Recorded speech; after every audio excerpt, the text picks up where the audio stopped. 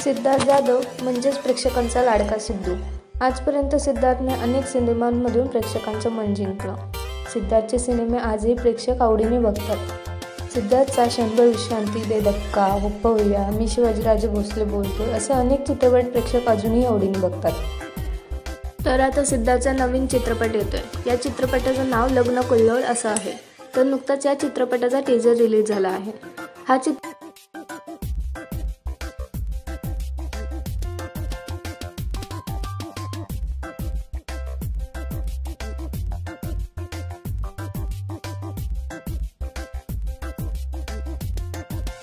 हा चित्रपट येत्या 1 मार्च 2024ला रिलीज होणार आहे। तर या चित्रपटामध्ये अभिनेता भूषण प्रधान आणि अभिनेत्री मयुरी देशमुख हे कलाकार देखील आहेत। तुम्हाला सिद्धार्थचा हा नवीन सिनेमा पाहायला आवडेल का? हे आम्हाला कमेंटमध्ये नक्की कळवा। धन्यवाद।